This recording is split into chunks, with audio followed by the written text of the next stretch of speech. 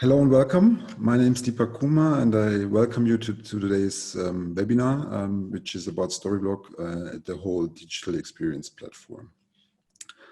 Before we dive into the topic, I would quickly like to say some words about twim. Twim is a company based in Zug, Switzerland, but we do have multiple offices around the globe. So we can assure that there is some response 24/7. Twim was founded with the idea of finding the best solution for our clients. It's also reflected in its name. Twim is an abbreviation for "that's what I meant." Our team solely consists of digital natives, and therefore we love to introduce new technologies and work with technologies. We firmly believe that even societal issues can be solved smartly by the utilization of technologies. I don't want to bore you too much. One more thing I would like to state is that we are a full solution consulting company. We are not your standard agency who's in charge of creating your website, but rather we have a view end-to-end, but only in regards of digitalization. All right, now that you know a little bit about twim, let's see who we are talking about. Good reminder from the slide deck. Of course, we're official partners for twim. Twim is official partner for Storyblok and Netlify. That's why we have the great opportunity that Samuel Snopko, the head of developer relations from Storyblok, will have the first topic as today's panelist. After that, Gary will follow. He is our senior developer and in charge of all big projects, an example for UPC, so our B2B clients. So he understands both the customer side as well as the needs of a developer. That's it from my end. I hope you'll get the information you're looking for today. That's why I would like to hand over to the experts. Samuel, please go ahead. Thank you, Deepak. So I will take the screen at first. Okay, so right now you should see my screen and you should see also my first slide, which is I'm going to talk about the Storyblok and the powers of the Storyblok and also the ecosystem of the headless CMSs out there. So as you can heard, we are trying to organize your content for the world. And first of all, I would like to introduce a little bit and very quickly myself, as I'm one of the fellow developers, as any of you are maybe. And I was working a long time in the agencies in Germany and Switzerland, doing the front-end design. I was then I found the Node.js and Vue.js, and I was big fan of those. And I was like, okay, this is great, but I was missing something instead. And I was looking for a headless CMS. I was trying a different solution, and at the end, I just found the Storyblok. Then I was using it. I was super excited about it, 3 years ago, that was probably. And I was talking about many occasions. I was trying to show people how cool is this approach from atomic design to the component-based CMS. And at the end, I joined the Storyblok this year as DevRel, and right now you can see that I am the head of the DevRel. So that was very quickly about me. And let's jump to the topic because you are interested a little bit more about Storyblok or headless CMS, and also I would like to give so much time as possible to Gary, who will show you some very cool demos. As first, I would like to also clear the very a big topic outside there, and that's the monolithic CMSs or traditional versus the headless CMS. And there's many descriptions of those, and in my opinion, the most important description about the headless CMS is that's the CMS or content management system that decouple the front-end technologies from the backend. And there is freedom of using any front-end you want, and backend is taken care about by the CMS. But this is not all of that. I think there is more in that, and because of somebody's taking care about the CMS as we are, we can also focus on the digital experience, on the user experience, and those are really the first-class citizens in our opinion. So your editors and writers should know and understand the CMS without the hours of workshops and how they should use the system. And this, I think it's really like step in the evolution, because you can see that this movement also by the traditional CMSs, which they are trying to deliver their own solutions of the headless approach, and like creating like different hybrids and APIs. But I think there's like more into that, and sometimes you have to start from scratch, as we start in this Storyblok. So this brings me to the topic that what I think is the evolution of the CMS, because every day you can see a new CMS, as GitHub-based CMS, or like any solution for your content. But the CMS in the reality is started by like creating your own files in your computer and then generating websites.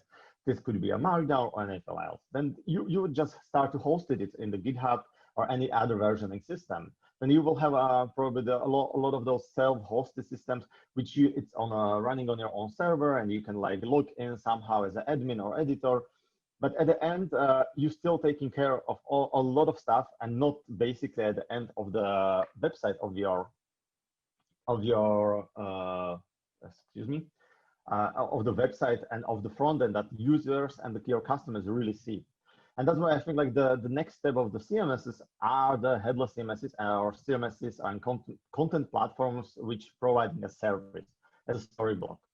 And this service is definitely something like content authoring, internationalization, and very huge is the preview. So how the website sees and in live see the changes.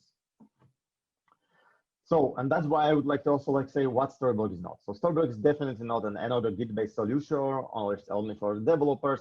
We have in focus exactly the writers, the content editors, the people who have need to approve something. We are not choosing and saying you what kind of technology you should use. If you should use a PHP or JavaScript based, or even Kotlin or Swift or whatever. We are not trying to lock in the solution and enable you to like move your content to a different solution in the future, because we don't believe in those things. And also we didn't going to force you to update and your solution every 2 weeks, because there is new security update and you have to update it. So this is exactly what we are doing, and why we are giving you freedom to focus on the structure of the project you need. So not saying you how you should be structured. Choose if you want to have a folder structure, or you would like to have a flight structure, or you would like to have a multiple projects, and your website can be built like that. As I said, choose technologies you would like to choose. API you want, like the GraphQL or REST API. Choose and if you need and you miss something, you are even able to extend the UI and create your own applications. So the focus is that you can focus on the customers and the solutions for them, and not on the backend and doing like 60 hours of work in the backend, and at the end you will spend only like 30 hours in the front end. But was from my experience a lot of times in the days. And what do we take care of instead of this? We are going to take care of the security, which is a big topic, but we have the experts. I'm not the expert on the security, and as I have all those other solutions, I always have to find out like how to make my data secure. Is there any security update? And this is a problem, because with a headless CMS and the Storyblok, you can be sure that there's experts are taking care of the security and updates regularly everything, and you don't even know about it. Also, like the application is regularly like evolved, the UX and the UI it improves every day, and you are trying to like guide and make the best experience to your users with slowly steps that feels like natural.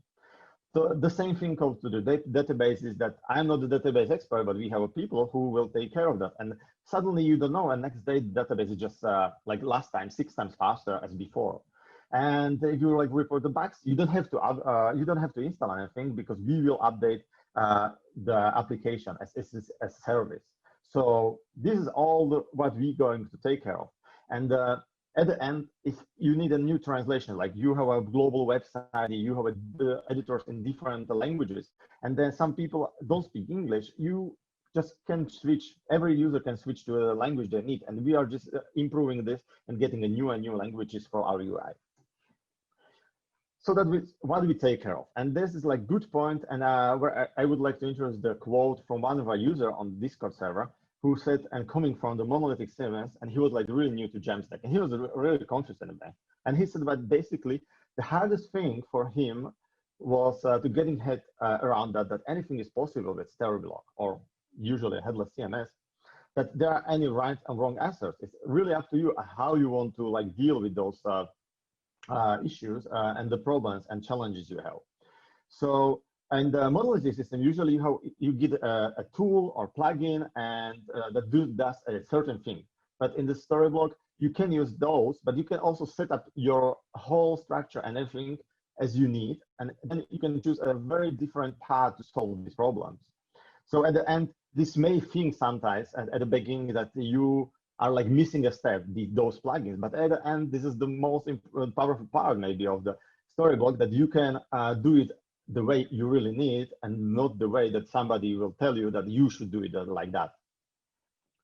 So, and that brings me to the very quick overview of the features any CMS, in my opinion, should have in 2020. And as you guess, we have them right now. So I think it's the internationalization, and it's basically which should be a basic layer of any solution out there, because you never know when you will need a new like new translation of your website or application in the future. Like if you need also like go for field level translation or folder level translation, which are the two approaches we have, or even third party solutions as Lingo Hub or Google Translate. Then the content outprinting. That's, in my opinion, like most significant thing that makes CMS really a CMS, because this says like how your editors, how your writers and like users working with the system. They should there should be a setup for basic and advanced roles, which will like allow you to edit some parts of the stories, or like you don't see some folders, or who can click that publish button. So the setup, the approval process, or what is the next stage in the workflows, and who can like move the story from one stage to the next stage, and also like the commenting, like who and how collaborate on the story. And at the end, there's like a lot of clashes happening. Like if you edit something and somebody else is working on the same story and you are editing the same page, there could be like you change the same same data, and then you have a conflict. And what should you do? You have to resolve it, or you should have at least an editor login. So if you're editing something and it looks and it say a pop-up to all other users like, hey, this guy is just editing, and so please talk to him if you need to change something.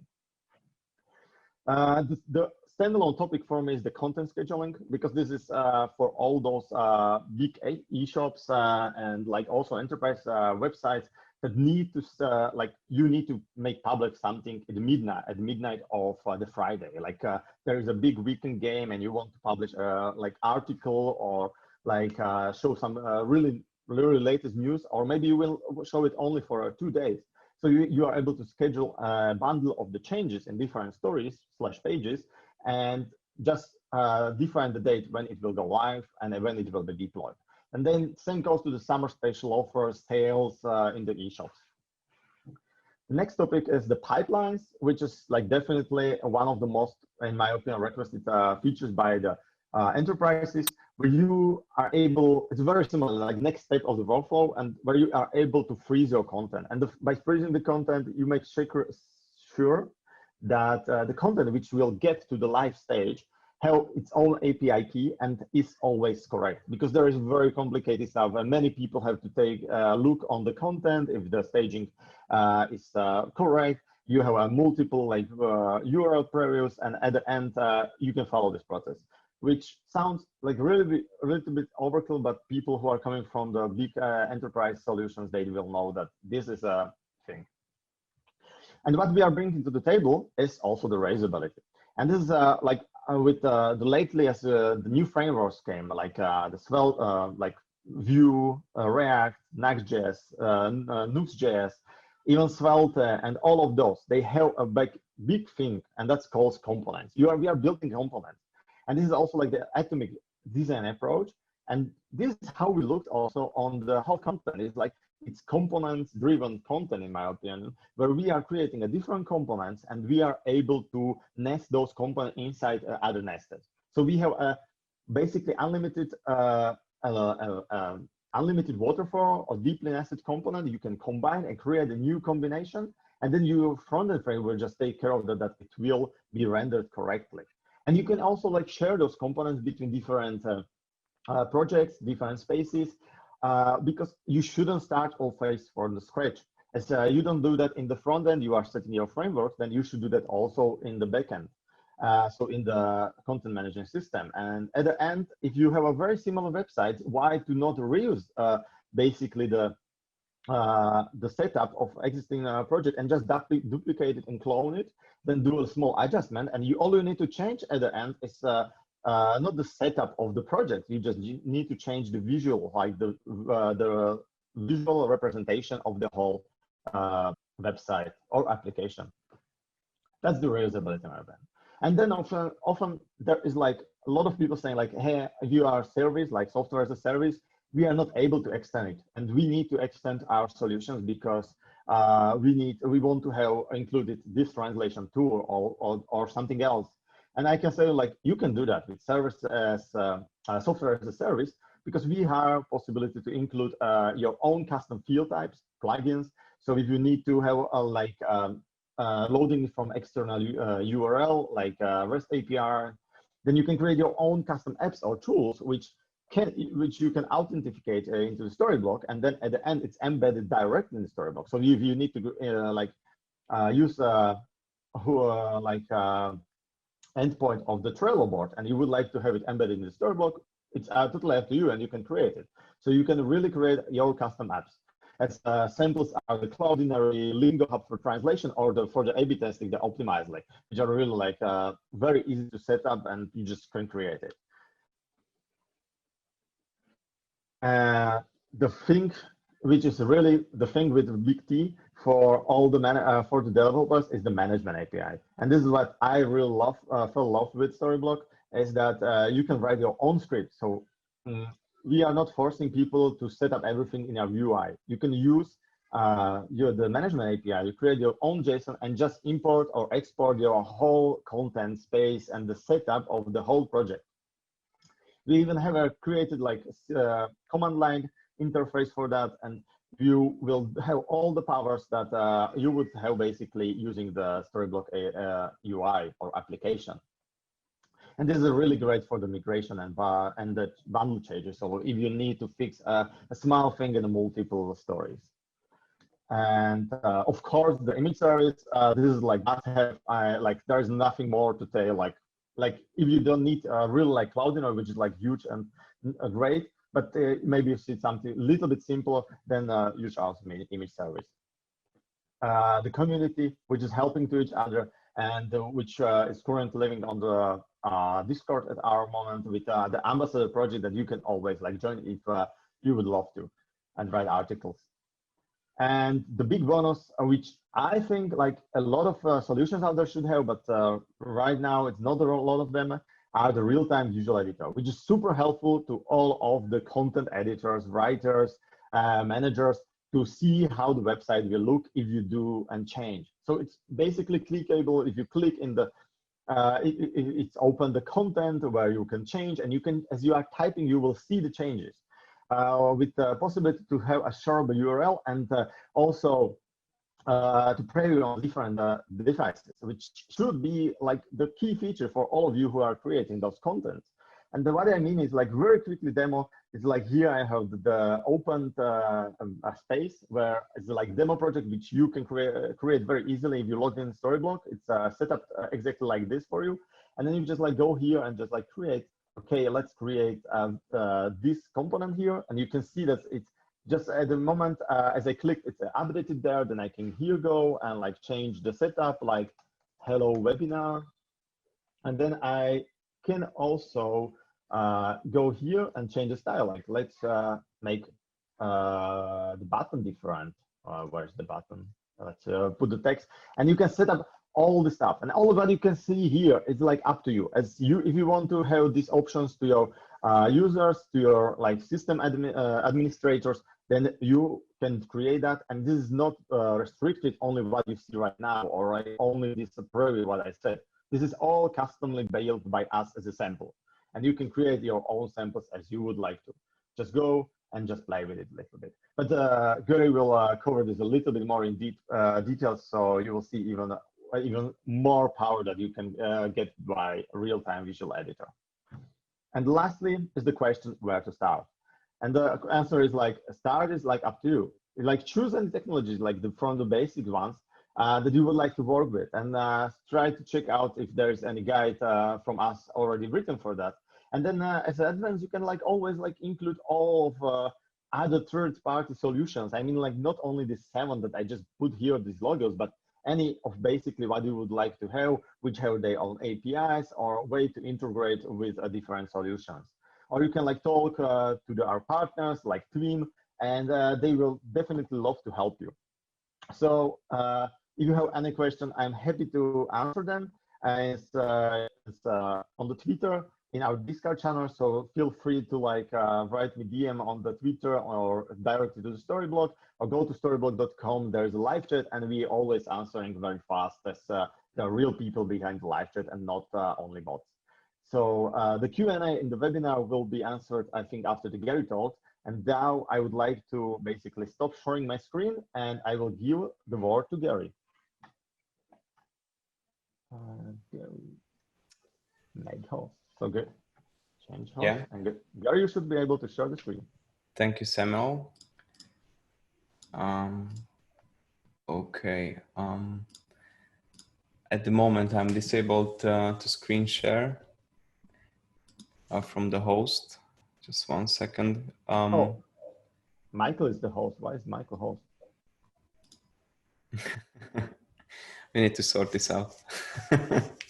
Otherwise, I will be just speaking and not showing anything. Okay, Gary, you should be able to do that. Yes, right, you're the host now. Okay. So it should work now. So can you hear me, and can you see the screen? I'm already sharing my screen. I will. Yeah. Yeah, we can see your screen. Okay. Okay, so I would like to welcome all of you. My name is Gary Siladi, and I'm part of the twim web development team. With Samuel presenting the possibilities and features of Storyblok, I would like to do something different now. He already talked about it a brief moment, because I would like to take you on a journey, our team's journey with Storyblok, and what is in our view the future of web development. So it started last year when we got introduced to Storyblok by none other than Samuel himself, because we were attending his talk about improving the user web experience.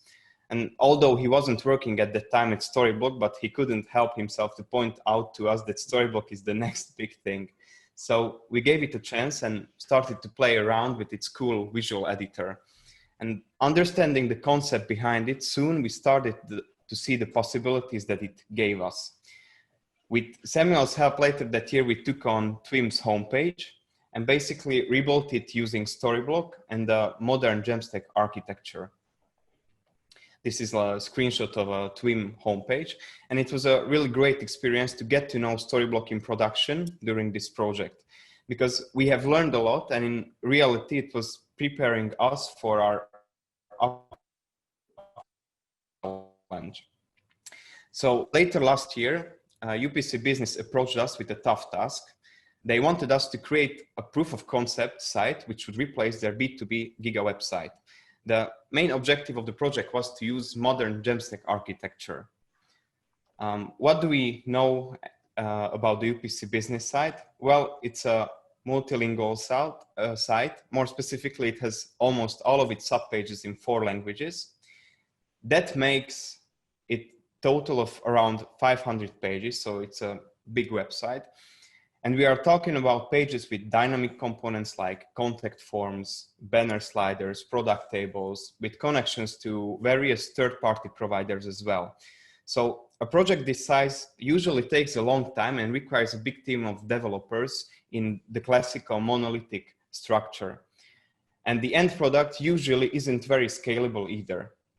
So the client UPC's main issue with their legacy site was slow go-to-market capabilities. What I mean by that? Simply said, every change to the content or styling of the site required just too much development work. Just an example, as we saw how editors worked in their legacy code base, we saw that they needed to add custom scripts to the site just to make sure that the styling is correct on different screen sizes, for example, specifically for mobile or tablet. So changes to the website were just taking too long. So easy editing and full customization without any code was one of our main goals in twim. But how can we solve such a complex objective? Well, we have selected a great technology stack with Storyblok as its headless CMS with its cool visual editor.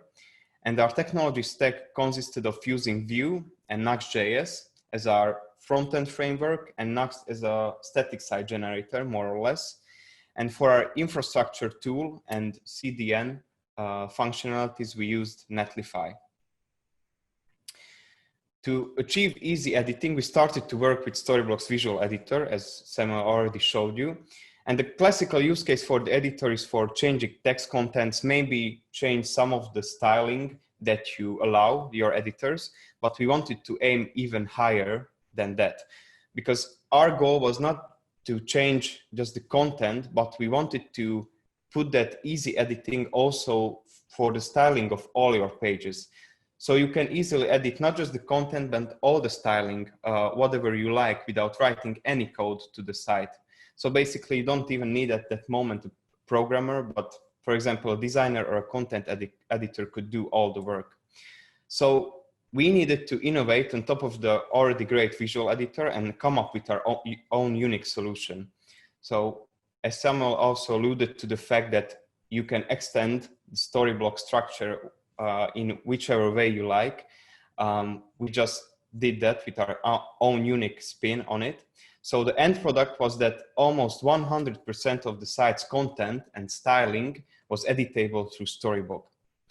What it's like to work with it? Well, I would like to show a brief demo or video. So I'm showing you the Storyblok's visual editor. As you saw from Samuel, here you can interact with the content and styling of your pages. So let's say I want to change the text styling. I just click on the given component, and on the right side, I see its extended options, which we crafted from scratch. We have created options from which we can control the whole look of the text.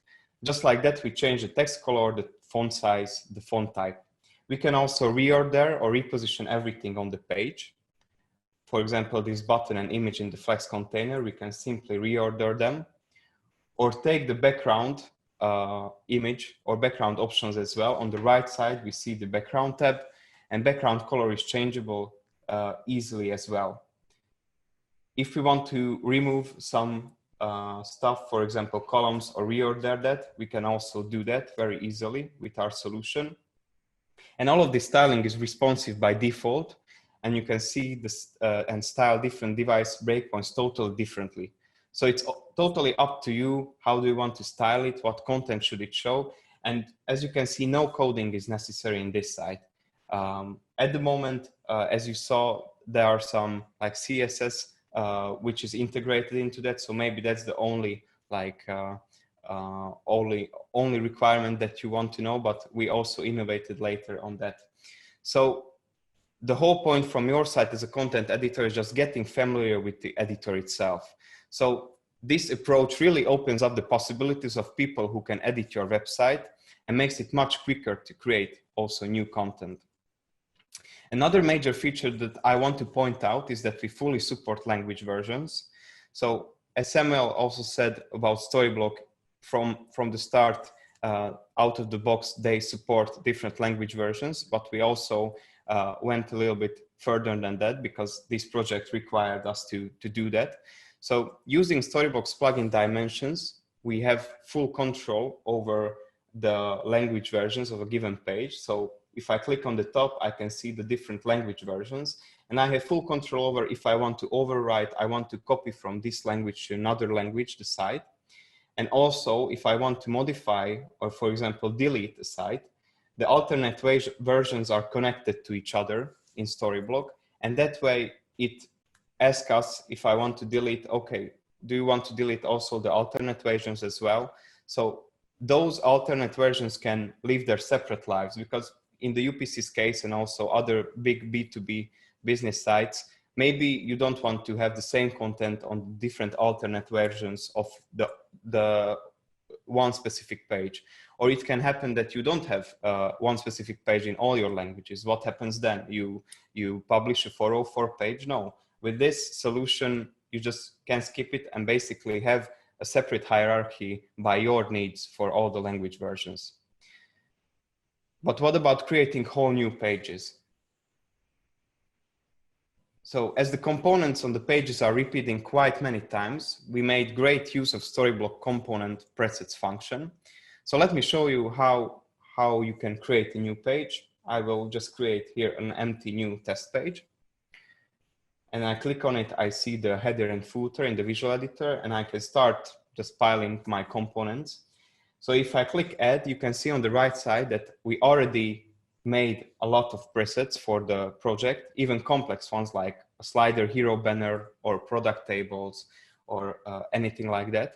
So as you see, we have prepared all these, so the editors' lives can be easier, but also if they want, they can create totally new presets as well. So it's totally up to the editors. So for example, let's say we have the hero banner, we have a product table, we also put a slider. These presets are automatically responsive as well. So we prepare them like this, but as I said, this can be also edited and whole new ones created. So with that, we created a new page in a matter of minutes or under a minute. So how long until I can publish this to production so everyone in the world can see this page? As we are using Netlify as our infrastructure tool, any changes in Storyblok or in the source code get published in a matter of minutes.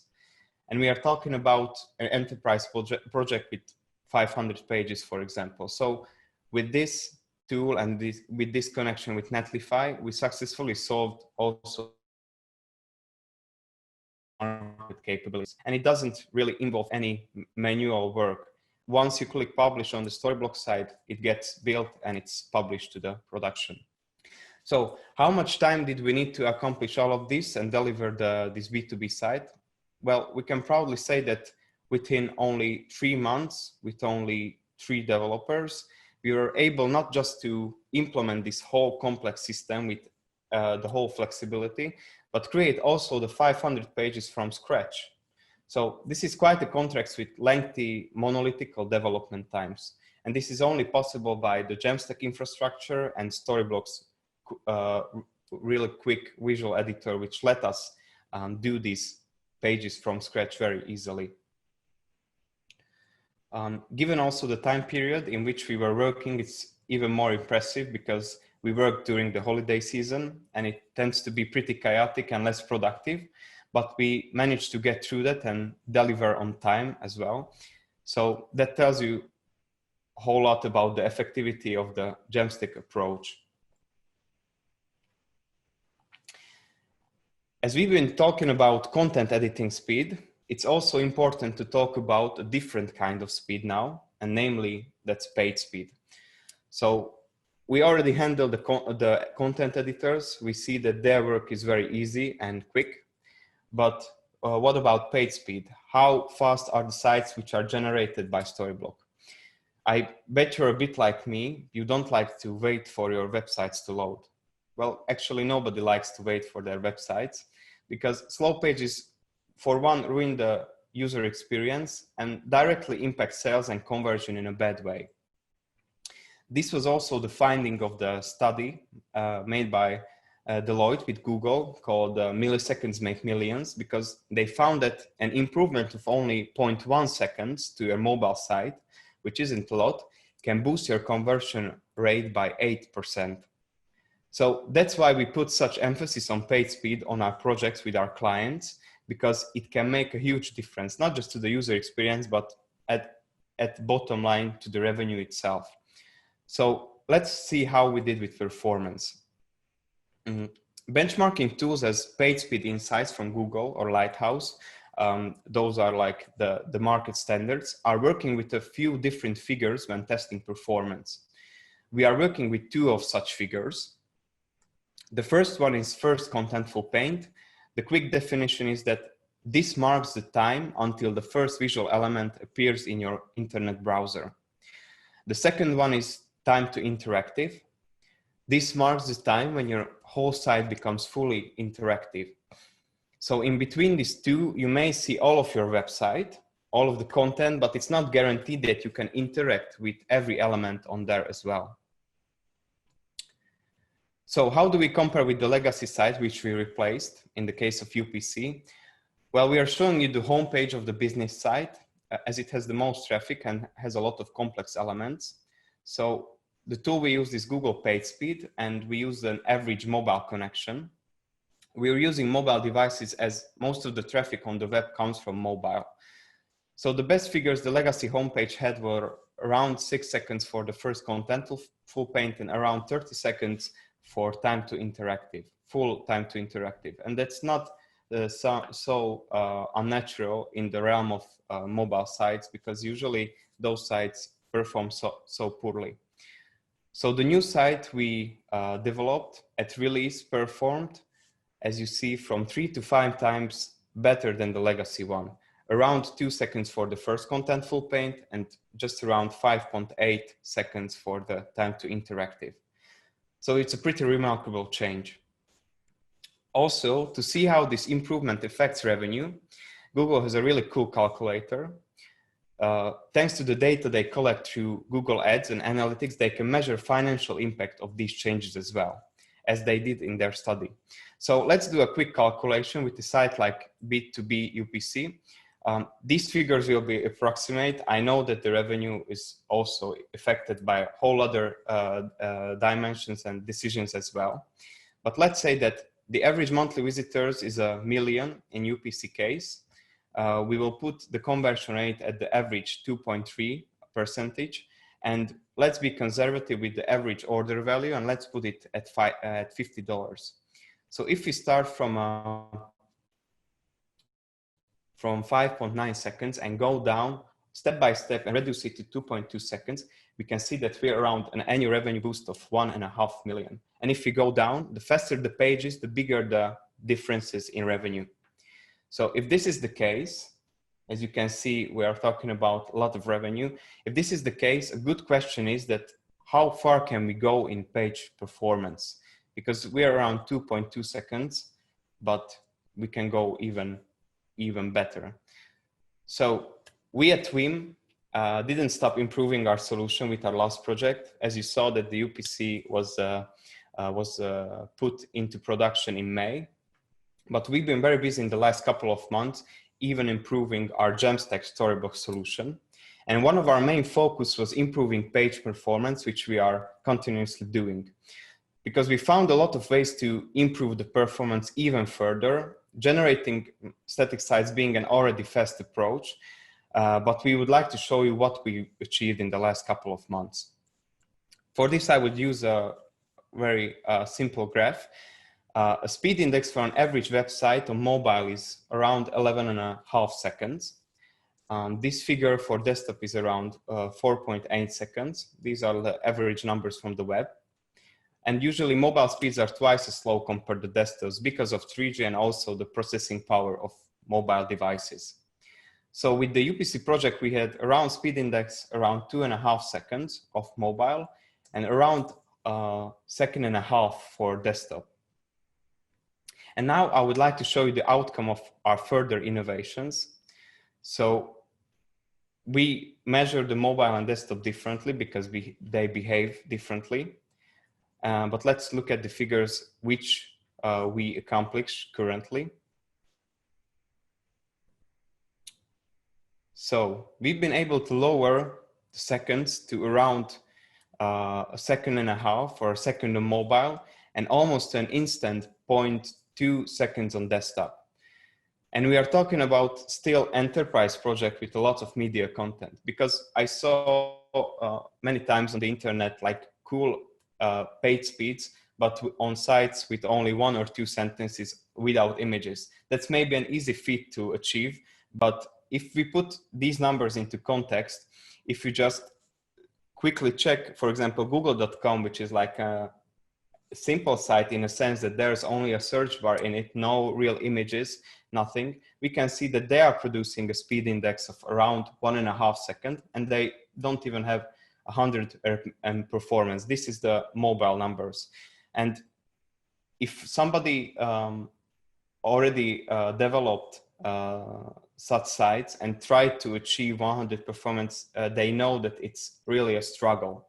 So just for context, here you can see the Google sites, and I would like to show you now like a real demo with our latest improvements. What kind of results do we produce? So here you can see a recording of a lighthouse test on our demo page, which is like a mobile B2B page. You can see it has the usual media content. We have also videos, images, clickable links, the usual suspects. And if we do a lighthouse page speed, we will see we will audit the mobile first, because that's what we are talking about mainly here. And with our whole innovations, we can produce a staggering 1.5 seconds of speed index, with also time to interactive in around under 2 seconds. And on the desktop, I'm not even talking about that. It's almost instant, in my opinion, because it's around 0.2, 0.3 seconds. So we were able to achieve in the last couple of months such a quick jump and such a significant jump as well. So we are really confident that with this performance, we can help our clients to have the best user experience. And with this, I would wrap up the performance topic. Another huge feature that we want to tell you about that we've been working on are global components. As we have talked about Storyblok presets, and I already showed you, they are really helpful with reusing the same components throughout your pages. But let's say that after some time, you would like to redesign your website. It happens a lot, maybe not the whole website, only some elements, some typography. And presets cannot be changed when once used in one place and then automatically propagated into all the pages where they are used. So changing the preset would mean manually changing all the instances as well. And this can create a lot of headache when you have specifically a few hundred pages of a website with instances all over the place. So for this use case, which is a pretty common one, we created the option to have global components. I would like to show how it works. So here we have a demo page, and the demo page consists of a few different types of components. We see images, we see headlines, and I would like to focus on the caption text in the blue one, because that's a typography element which we reuse on the page numerous times. So here you can see it's also used in the images and also the thumbnail. Also, I created the second demo page where we use that caption text as well. Okay, what happens if I want to change this caption text styling? For example, designers come and want to change the look of it.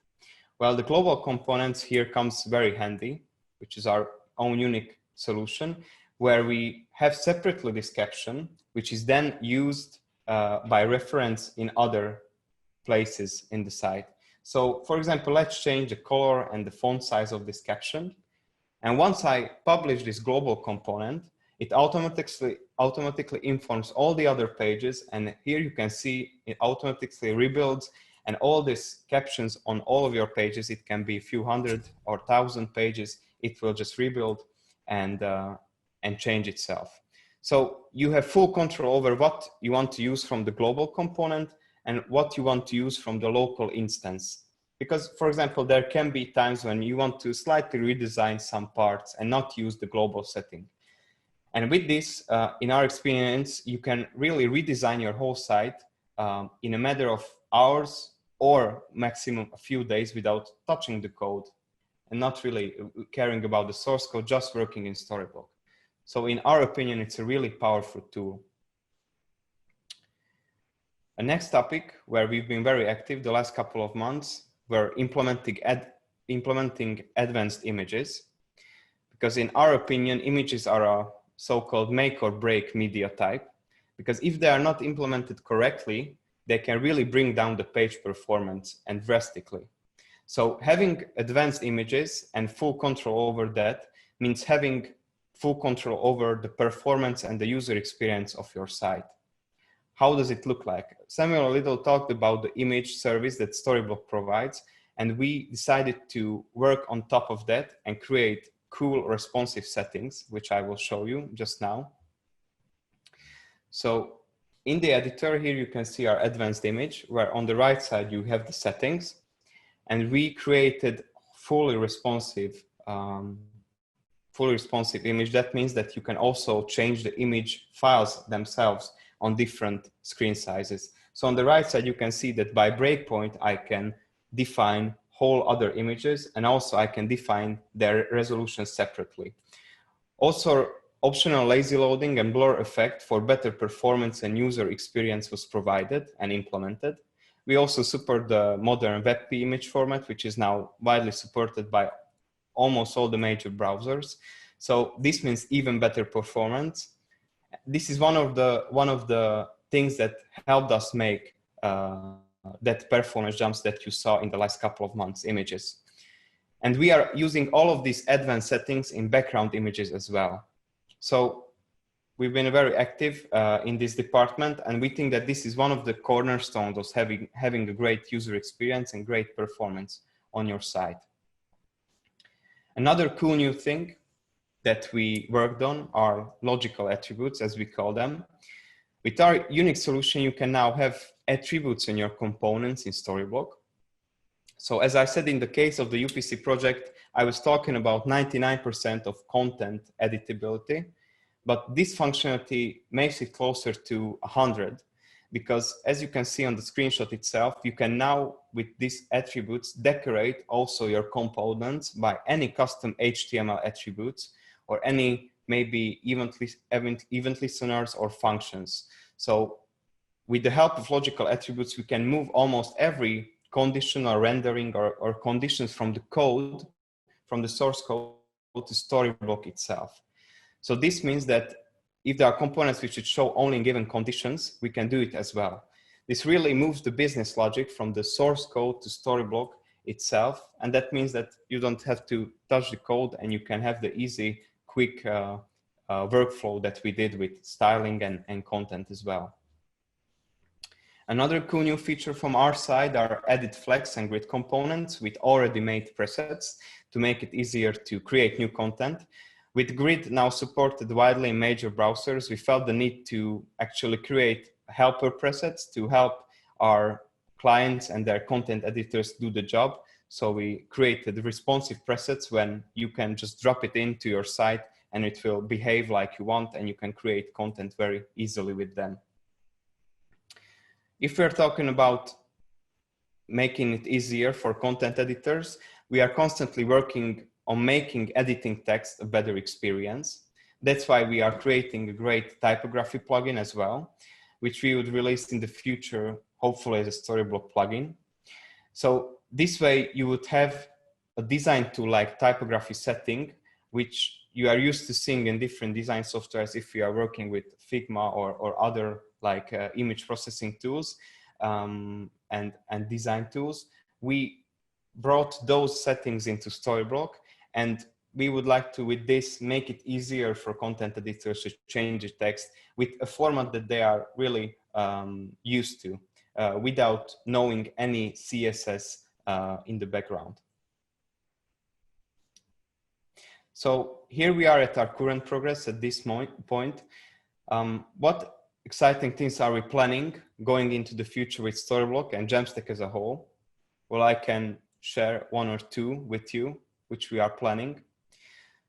So we are in the making of a prototype of incremental builds. A quick definition, what is an incremental build? This means that the static site generator only would generate the pages which are affected by the changes that are made in Storyblok and in the source code as well, maybe. At the moment where there are changes from Storyblok, all the sites are rebuilt. So if you have few hundred sites, they are rebuilt with those changes. But it happens very rarely that one of your changes in Storyblok really affects all the 500 pages or all of your pages. So even with the static generation that we have now, we can build all the sites in a matter of minutes, but having incremental builds implemented would greatly reduce this build time even more. For example, if you're using Netlify, because this would mean that we would intelligently go through all of the pages and see, okay, what did I change in Storyblok and where it is used. So for example, I can cherry pick only the pages where that specific change is visible and only rebuild those. So you can imagine that having this implemented would make possible having great, giant e-commerce project with thousands of sites. And it would be an easy thing to achieve in Jamstack Storyblok environment with these incremental builds, because you can have a few thousand pages. It doesn't matter. Your changes only rebuild the specific pages. So you reduce build time, you make it faster, and you also reduce your costs for the server and for the build time as well. So this makes in the future e-commerce a reality also with Storyblok when we are talking about big e-commerce sites. And the next thing which we would like to talk about is, with Storyblok Visual Editor being so user-friendly, it really much looks and feels like a design environment, or we are striving to do that. And we thought that it would be really cool for designers to able to directly import their craft, their designs into Storyblok components, because there are almost always designers involved in the web development process. So with this point, we would like to also introduce a Figma integration. With Figma's API capabilities and our unique solution in Storyblok, we plan on connecting these two worlds. And basically with this, we would eliminate a whole chunk of work of recreating something in Storyblok that the designers have already done in Figma. So there is a possibility there and a prototype where we could work with designers in a way that they could just simply import their components into Storyblok and basically save a whole lot of time and effort from the development side. So these are the things we are planning going forward in twim. Our journey started not so long ago with Storyblok and Jamstack, but we are confident that everything that we know, that this is the future of web development. And our goal is to make the web a more user-friendly and more business-friendly platform with all of these solutions. With everything that we already achieved with Storyblok and Jamstack, we are constantly moving forward and helping making the best editor experience for website creators, let them be simpler or even more complex websites with hundreds or thousands of pages. But we are confident that this easy no-code web interface will be the future of web development, where you don't need to change any code, just work with these cool modern interfaces, connecting them and basically publishing whole complex websites in a matter of minutes. So that's why we present this approach to as many people as we can. And we hope that today we took you on our journey of how the web can look like, and more importantly, how it already looks like from our side. So we would like to thank you for your attention, and I would wrap up my presentation. I will make now Deepak the host.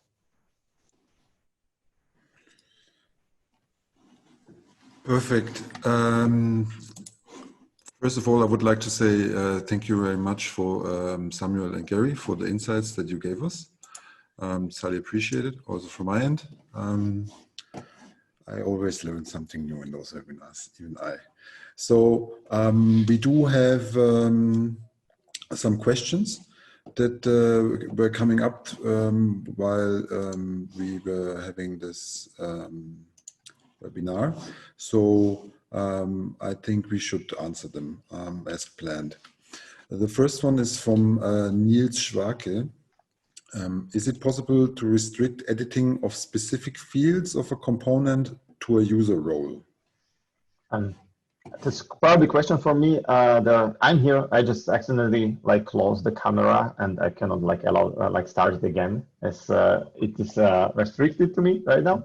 But whatever. The answer is yes. You can basically set up like what fields the user sees, and also like which pages, which stories, in which workflow he or she can make can change it.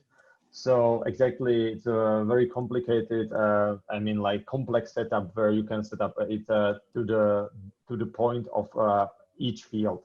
So if you can enter a story and you don't see, for example, the caption field, only the people who are allowed to change this caption are allowed to change it. So the answer is yes for this. Thank you, Samuel. I think the next question is one for Gary.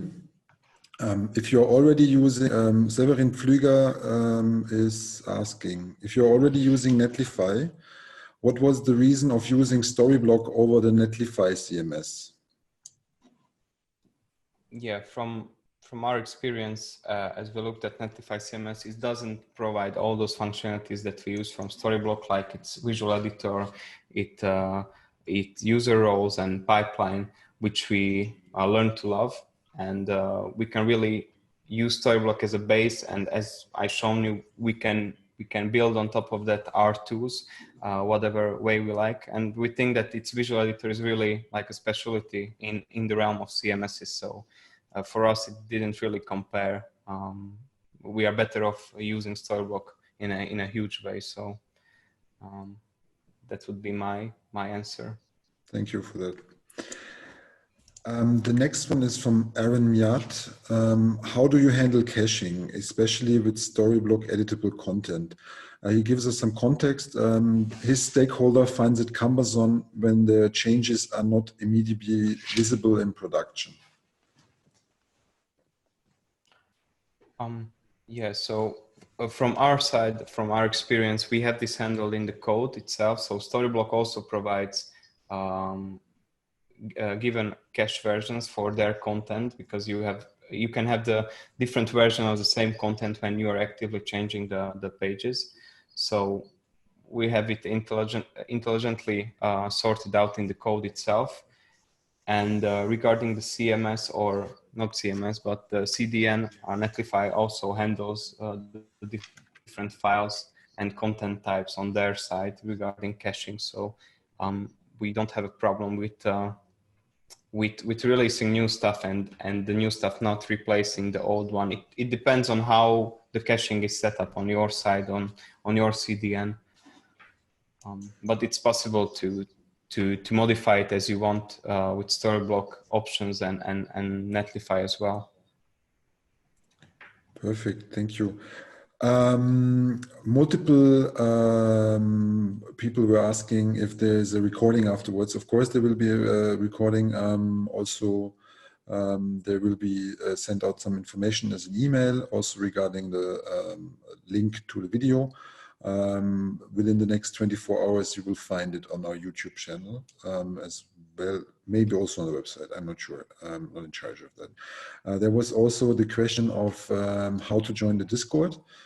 Samuel was also so nice to put it in the regular chat box. So if you're interested in joining the Discord, which is of course also for developers, feel free to click the link and access this.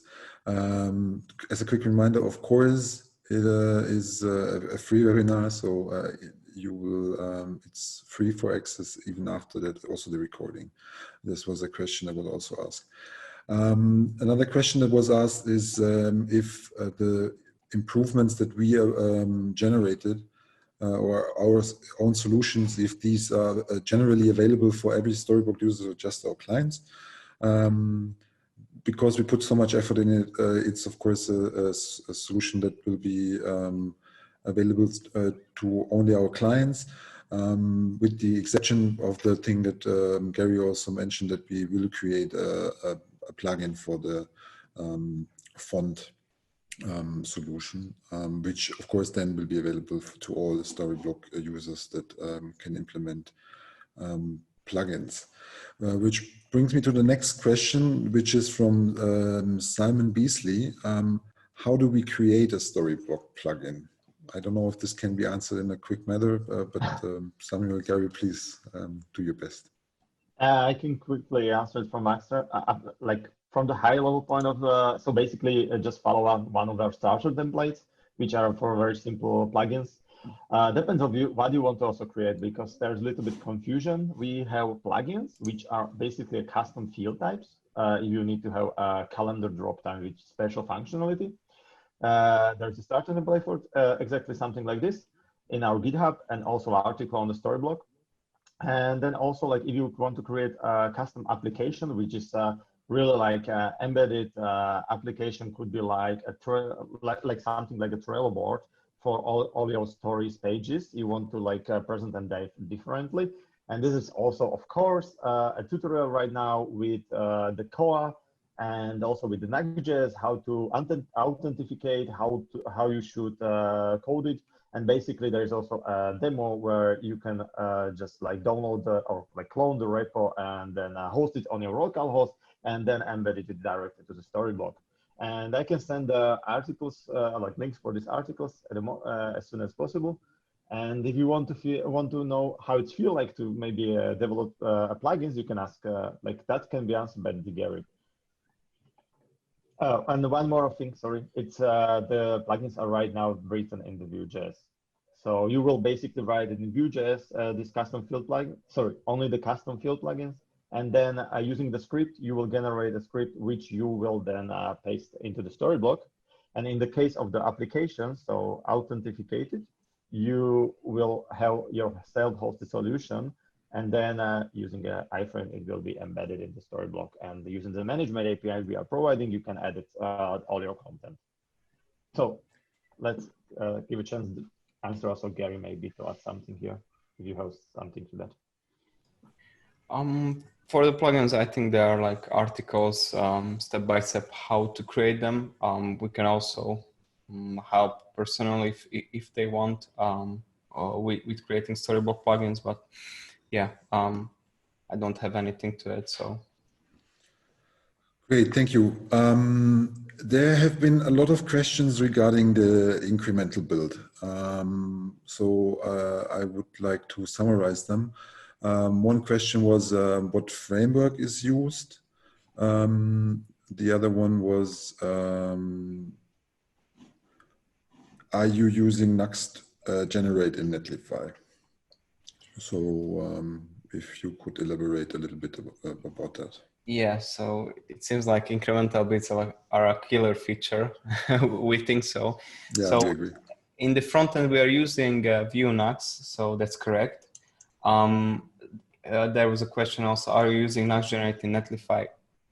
Yeah, we do, but incremental builds are not part of the Next out of the box. So there are incremental builds already in Gatsby, for example, but not in Next. But as we are using our own solution and we have our own global components, we have a whole different algorithm in the Next generation. So this is like our twim Unix solution on top of the Storyblok. So we cannot just separate or know about code change, Storyblok changes by the page, but we also can separate the sections, for example, which are visible on the page.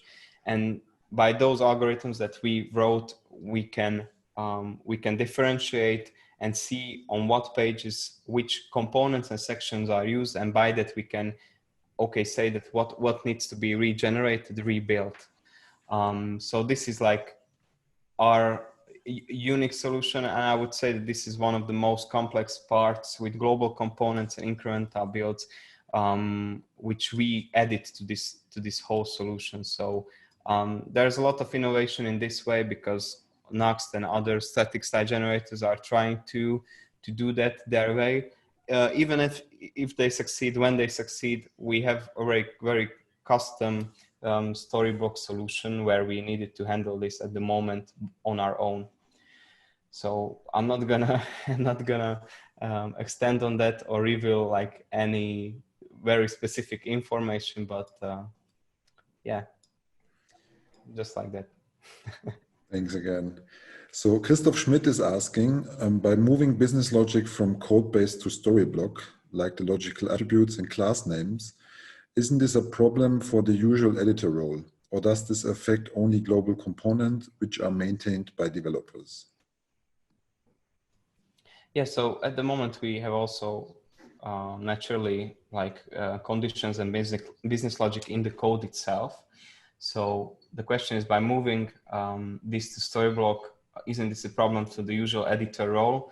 So as it was answered already, we can restrict different kind of fields for different kind of editor roles. So for the classical editor, maybe, yeah, we want to restrict some attributes, so we can do that.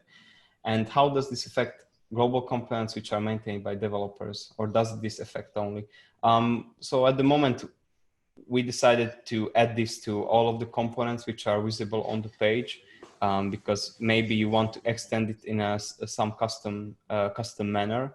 But the point is that we found that the only things that in the past we couldn't bring to Storyblok are these like conditional rendering and stuff like that, which we needed to put in the code.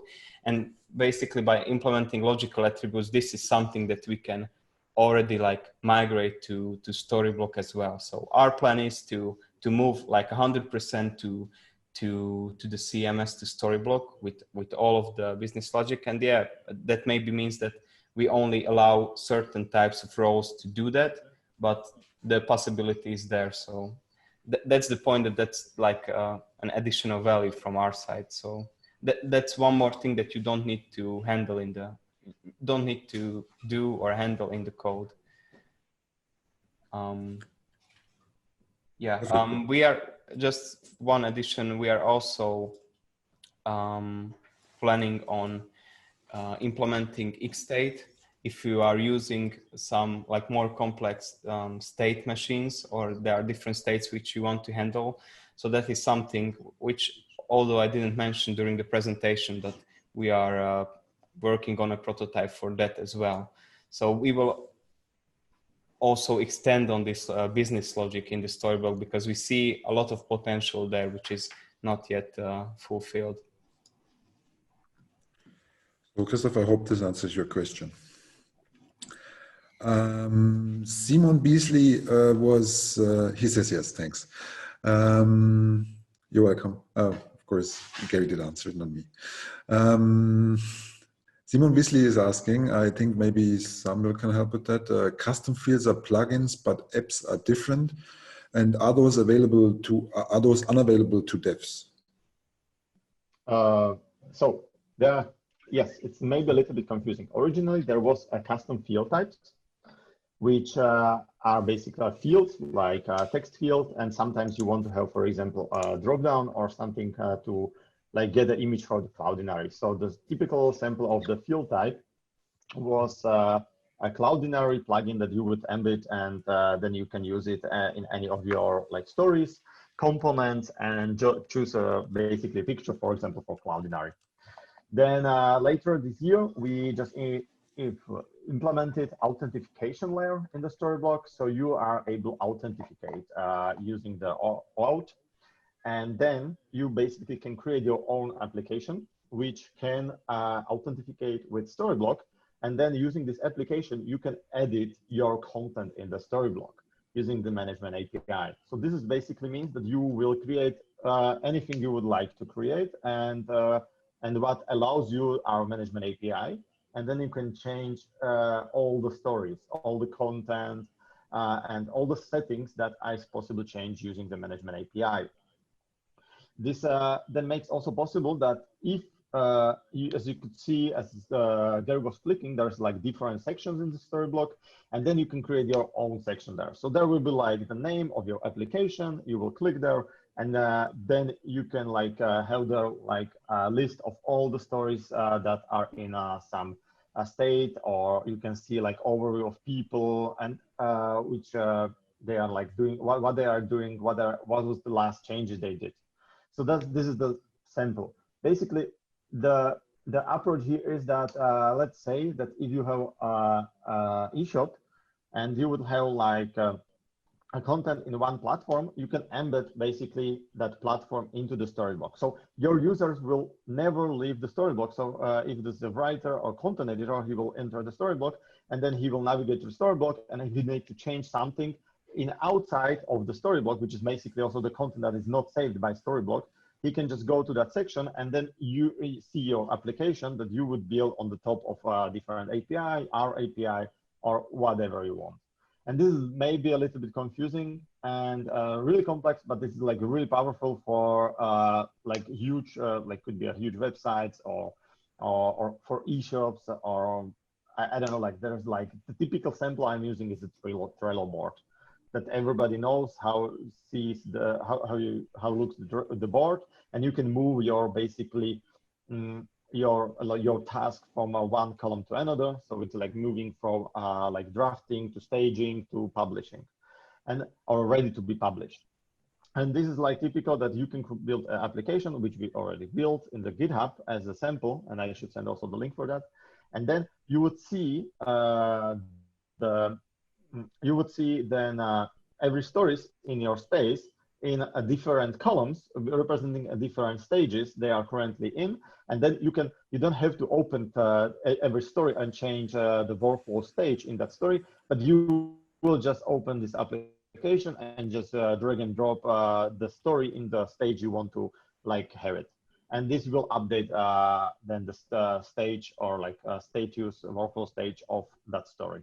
This is the like typical use case, and this is something like we will be like creating some in future. Some of these applications will be created by third parties like Twim, our partners, who will be then able to like include them in the App Store, and at the end of the day, you will be able to like install them into the Storyblok for free, or maybe for some I don't know, like for some little amount of the money, depends of the every developer and like partner who will create them. And I hope it's like answering the question. I can send also the link. What are the applications basically also? Give me a second. I will just find the link. Great. I think that's highly appreciated. And sorry, the last question. Both of them are available to devs. The application are, but currently available only to partners, because the application will be there is like legal stuff that if we want to include it also in the store, of course. So it has to be our partners who have already registration, the VAT number. Good. Alex Lupo is asking, can you elaborate on the environments you use? I noticed you have a live reload on changes in Storyblok, which wouldn't normally work on a static generated site. Do you have a SSR solution on a staging environment? Is this possible to achieve with Netlify? Yeah, actually, this is a great question, because this is one of the toughest parts of our solution as well. So yeah, on localhost, we have like an SSR solution, but our code also, as you saw, generates statically into stage and production. And we also have, in certain cases for previews, SPA sites, which are possible on Netlify.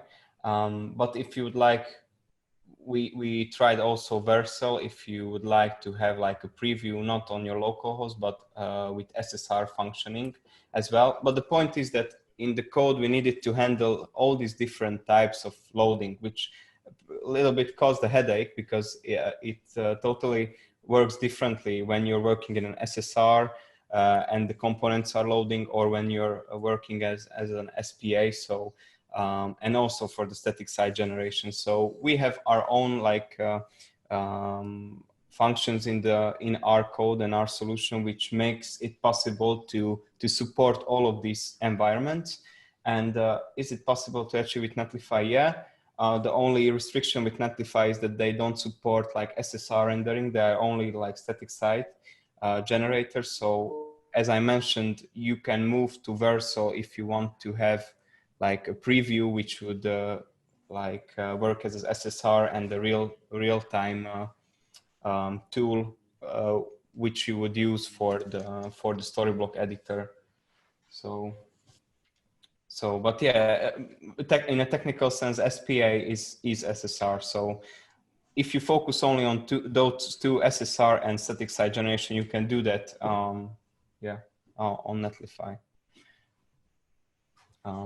Just need to handle the loading of the components differently. So if you solve that, then you can move on. All right.